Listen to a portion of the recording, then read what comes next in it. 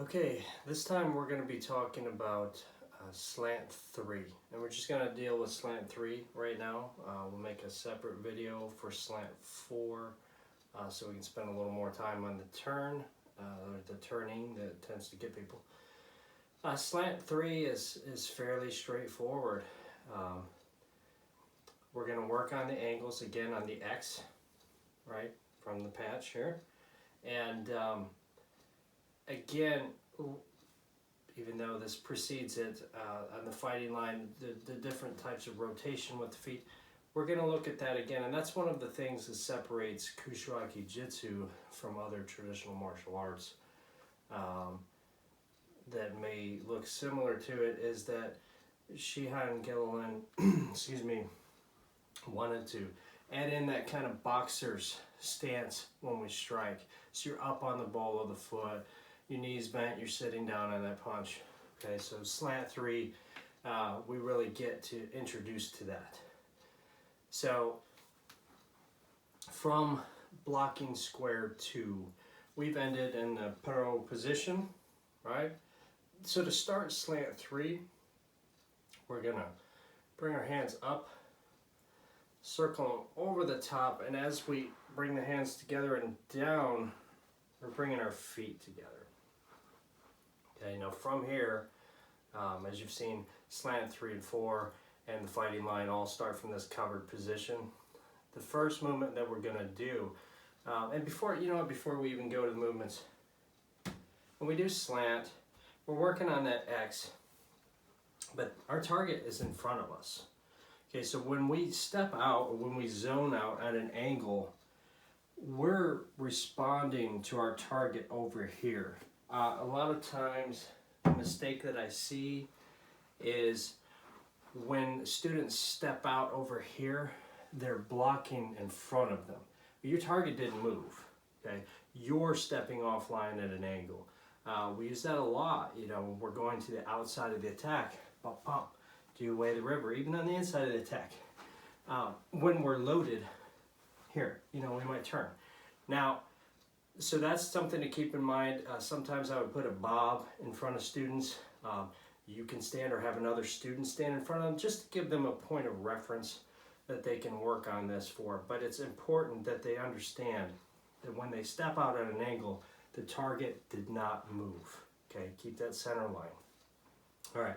So the first movements, once you get to here, okay, we bend from blocking square 2, come up, step in. Okay, when we step out, we're stepping out at a 45.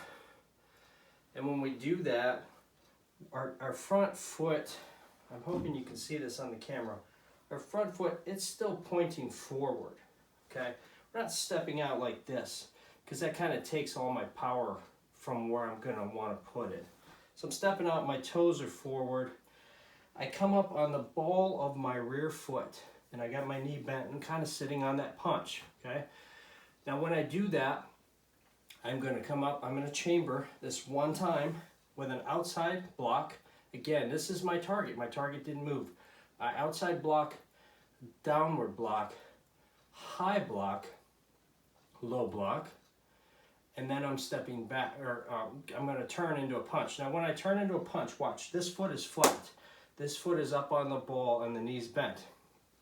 When I turn to punch, I'm going to rotate to where this foot goes down on the heel and this one comes up on the ball as I punch. Okay, so again, I'm here, I'm up on the ball of my rear foot, my front foot is planted, facing forward, I've done my blocks. When I do my punch, I rotate, I shift, so this foot gets planted, and now the lead foot comes up on the ball slightly, okay? So, boom, again, chamber the hand, right? And I'm punching at my target, which again, has not moved. So once again, let's start from there. We step out, 1, 2, 3, 4, and then rotate. Boom, up on the ball of my foot. Then I come back and cover. Now I'm going to do the same thing on the right side. Here's my target. I'm going to zone out. And as I do that, come up on the ball of my rear foot, outside block, downward block, high block, downward block, and then rotate to punch the target that has not moved. And then come back to cover. Now, one of the things that you're learning, or what the student is learning with these sequence of blocks, is also is what's called point of reference. Okay, in Kusharaki Jitsu, especially when we get into teaching students self-defense, we don't want them to reload a new movement every time. Wherever they're at, wherever your opponent is at. One thing that Shihan talks about a lot is the autonomics. If I hit somebody in the stomach, say, and they bend, that brings the target to a different place than what it would have been. I don't need to load up for another hit. Boom, okay? If I'm blocking something and something else comes in, I block from where my hand is. I don't block, then bring it back, and then block again. So you're kind of learning that concept here. When we come out, boom, boom, boom, boom, and punch. And you're getting introduced again to what separates Kusharaki Jitsu and the striking from more traditional arts, is you're punching more with that boxing punch, at least with the lower body. Okay, so the second half of Slant 3, instead of moving forward on the angles, we're going to step backward into a fighting stance. Okay, so most of your weight, more of your weight, is on the back leg. So again, from here, we're going to step back on an angle. Our target, again, has not moved. Okay, orient to that target. Boom, boom, boom, boom. And then rotate up on the ball of that foot when you punch. Now, the difference here is when you're going backward, we're not coming up on the ball of this foot, because that would be an empty leg stance. And, you know, if you're moving backward and you have an empty front leg, if that person comes in at all, push you, you're going over.